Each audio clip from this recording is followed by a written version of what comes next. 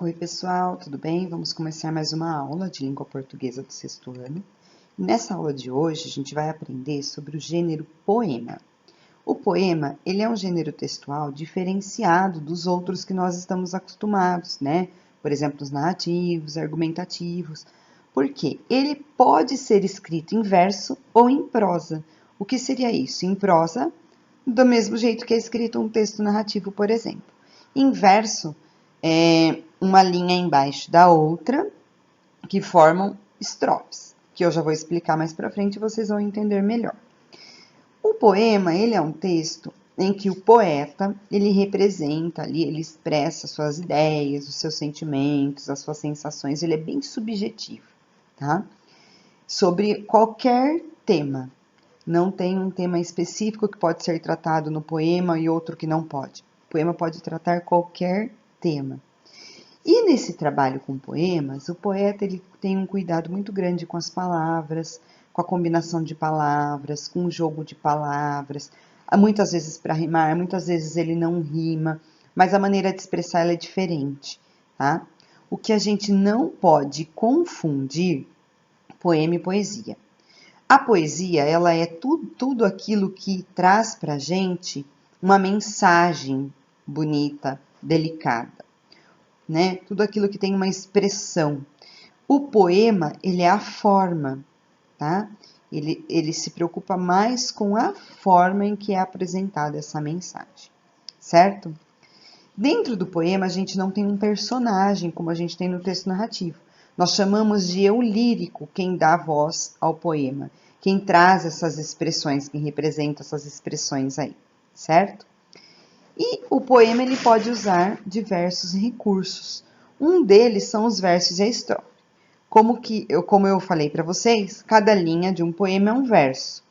E o conjunto de versos a gente chama de estrofe, que vocês vão ver a seguir num trecho do poema O Menino Azul. O Menino Azul. O menino quer um burrinho para passear, um burrinho manso, que não corra nem pule, mas que saiba conversar. Vejam que aqui cada linha, né, ele não é escrito continuamente. Cada trecho é escrito em uma linha. E cada linha dessa chama-se verso. Esse conjunto de versos a gente chama de estrofe, tá? Então, um poema, quando ele é escrito em versos e estrofes, você não escreve continuamente na linha. Você escreve até um trecho, aí você continua na linha de baixo e assim por diante. Quando você quer rimar, você vai até a primeira rima, numa linha, escreve na outra linha outra frase para chegar até a rima daquela primeira, e assim sucessivamente. O ritmo é um outro recurso usado no poema. Ele é causado pela combinação de palavras. O poeta, quando ele quer dar rima, dar ritmo, dar sonoridade ao poema, ele combina cuidadosamente as palavras para que elas pareçam uma melodia quando a gente lê, né? Então, ele faz esse jogo de palavras, ele tem todo esse cuidado para causar essa sonoridade. E a rima, ela pode acontecer de duas formas. Ou no meio do verso, que a gente chama de rima interna, quando lá no meio do verso, uma determinada palavra de um verso combina com a determinada palavra no meio do outro verso. Ou a rima externa, que é no final do verso, quando a última palavra de um verso tem o som igual ou semelhante com a última palavra do outro verso. Vocês vão ver um exemplo de rimas internas e externas no poema Bailarina, que eu vou ler em seguida. Bailarina. Esta menina, tão pequenina, quer ser bailarina. Não conhece nem dó nem ré, mas sabe ficar na ponta do pé. Não conhece nem mi nem fá, mas inclina o corpo para cá e para lá. Não conhece nem lá nem si, mas fecha os olhos e sorri. Vejam que nesse poema nós temos a rima externa, por exemplo, ó. Esta menina pequenina, bailarina, são rimas externas, são as últimas palavras de cada verso rimando. Mas, por exemplo, não conhece nem mi nem fá, mas inclina o corpo para cá e para lá. Vejam que ali no meio o cá já está rimando com o fá. Depois no final vem o lá rimando também. São exemplos de rima interna e externa. O eu lírico é como se fosse o personagem dos textos narrativos.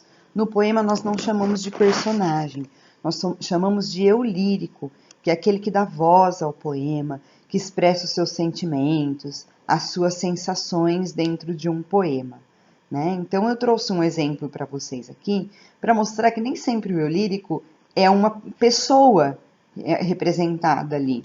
Ele pode ser a linguagem, né, esses sentimentos representados por um outro tipo de ser, uma flor, uma planta, né, um elemento da natureza.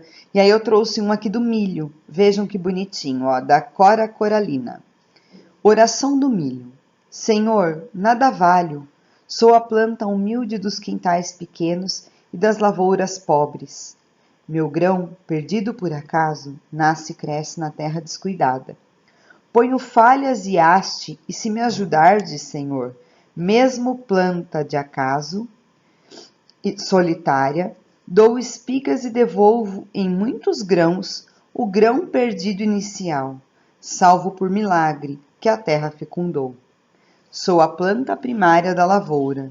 Não me pertence a hierarquia tradicional do trigo, e de mim não se faz o pão-alvo universal. Nos poemas, os poetas, eles brincam com as palavras, eles fazem um jogo de palavras de uma maneira que elas acabem muitas vezes tendo um significado diferente do que a gente conhece no dicionário. Isso é comum, né? Alguns poetas gostam muito desse jogo de palavras, desse charme que acaba dando a palavra. Então eu trouxe aqui para vocês um exemplo, né, dessa linguagem poética, desse recurso utilizado. Poética. Que é poesia? Uma ilha cercada de palavras por todos os lados. Que é um poeta? Um homem que trabalha um poema com o suor do seu rosto. Um homem que tem fome, como qualquer outro homem.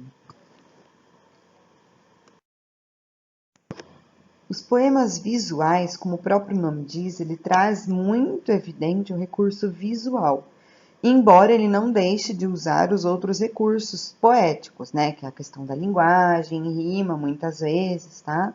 Mas a característica principal é o visual, então ele traz essa ideia de movimento, de dinamicidade para o poema, como nesse que eu trouxe aqui para vocês, que representa esse movimento do infinito, ó.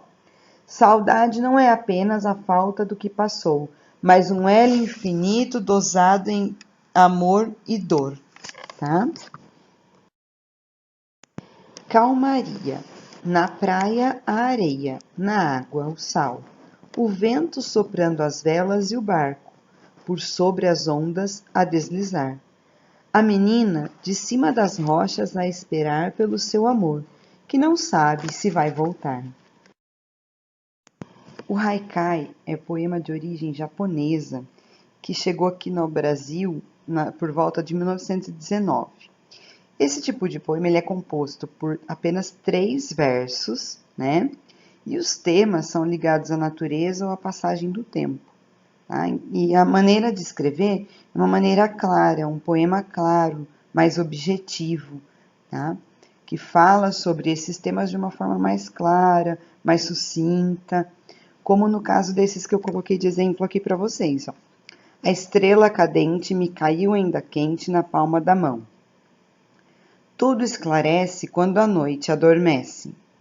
O inverno passa, vejo da janela da sala a alegria dos pássaros.